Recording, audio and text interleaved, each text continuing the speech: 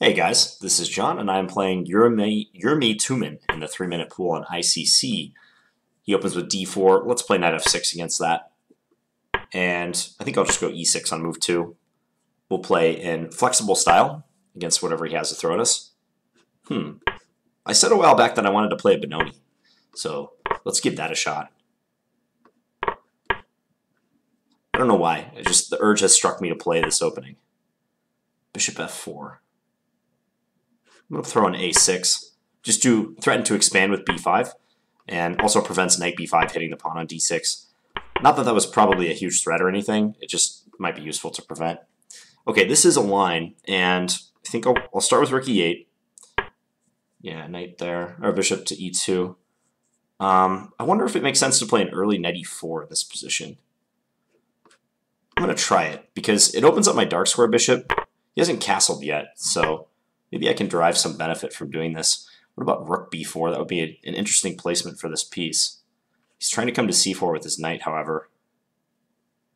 Just wondering how this will play out. I could sack the exchange and then take on b2. I probably don't get enough comp, though.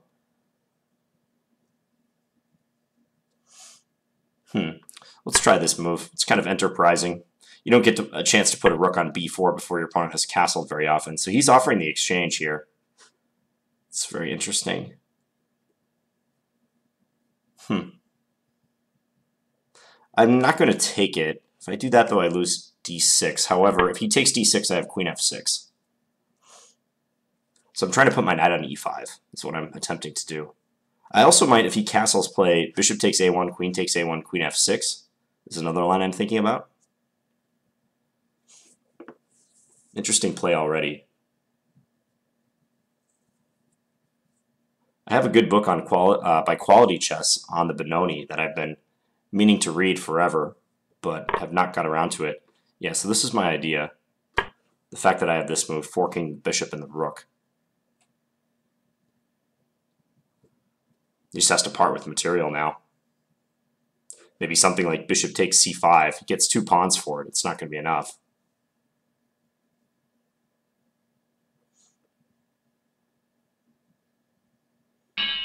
Yeah, he just resigned. Quick game. Let's take a look. So this move order is possible. Traditionally, the way you get into the Benoni, for those who don't know much about this opening, is c4, c5, d5, and now e6. But it can be entered in a couple different ways. So knight f3, e6, c4, and now c5. In addition to c5, black has the option of b6 going into a Queen's Indian, and also d5 is popular, going into a Queen's Gambit decline where white has already committed to knight f3, which rules out options involving knight ge2 later in like the Queen's Gambit declined exchange variation. So in this exact position, c5 is the move that scores the best according to the database across all levels, not at the top level, but across all levels. So it seems that players who play this move order for white may not be too keen to face c5, let's say, unless you're like a titled player. But I think the Benoni is an entirely playable opening at most levels. So this happened, and then knight c3, g6. In this system with bishop f4, I don't know anything about the theory in this line. A6 is not necessary to prevent knight b5, because let's say I had played bishop g7, and he goes here. At the very least, I could play queen a5 check, forking his king and his knight, so he'd have to retreat knight c3, and this is probably just awesome for black. So knight b5 itself is not a threat. I just wanted to throw an a6 just to see if I could either sneak in a quick b5 or make him play a4. So bishop g7, e3, castle, h3. Good move just to prevent knight h5. Well, it doesn't prevent knight h5, but it allows him, in the case of knight h5, to be able to retreat the bishop back to h2. It's nice and snug on this square. It's not going to get exchanged for the kingside knight. So I played rook e8, and now bishop e2. I do know that this line scores pretty well for white, and if black doesn't drum up counterplay quickly, white gets to carry out some thematic ideas like the knight d2 to c4 maneuver to attack d6. So that's why I wanted to act quickly. I'm just playing by instinct on this at this point, but let's take a look at what the engine says. It does like knight e4. So knight e4, he took. Rook takes, knight d2. Okay, so it seems my rook b4 move is justified. I was just worried that if this, he gets knight c4 in, and I'm already significantly worse because there's pressure on d6, and it's awkward for me to defend it. If I want to defend d6, I have to play some super passive move like that. Or bishop e5, which is not part of the game plan at all. I'd much rather keep my Benoni bishop. So, hence the active move rook b4, counterattacking b2. Now if he goes knight c4, I can take on b2. And if he moves his rook, bishop c3 check will at least confuse the issue, and I am up a pawn for now. So, he played this, which was very interesting. Interesting psychological moment, because, yeah, I could take on a1, and the computer says it's the best move, but I don't know that this will be an easy position for black to play. I'm underdeveloped. He owns the dark squares. Like bishop h6 might be annoying, possibly in conjunction with the knight coming to e4 if I end up playing f6 later.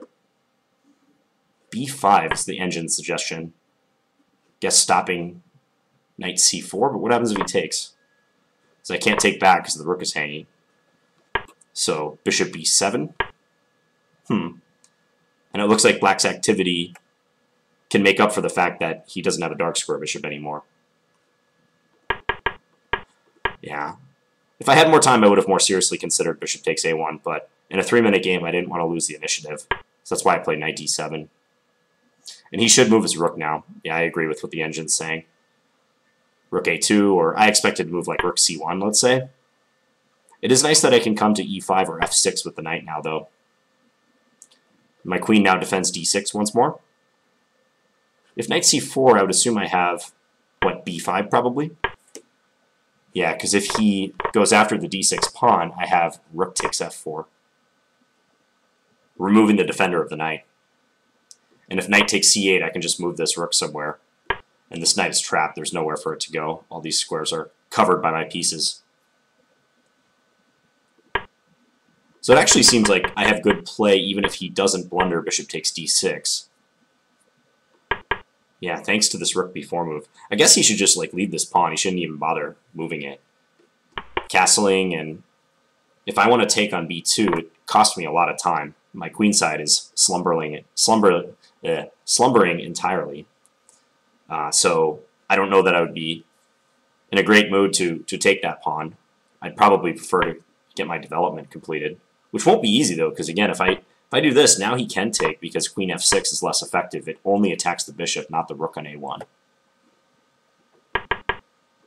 So he should have just castled and played for the initiative rather than worrying about the pawn. I mean, I guess in a sense he was playing for the initiative with b3. It's just I didn't take the rook on a1. Yep, and queen f6 is a huge advantage now. He's losing material, so he just resigned. Okay, well, I hope you guys enjoyed this game. I'm going to play more Benonis in the future. This will be making a reappearance in my channel at some point. So I'll be back tomorrow with another Blitz video. Bye, guys.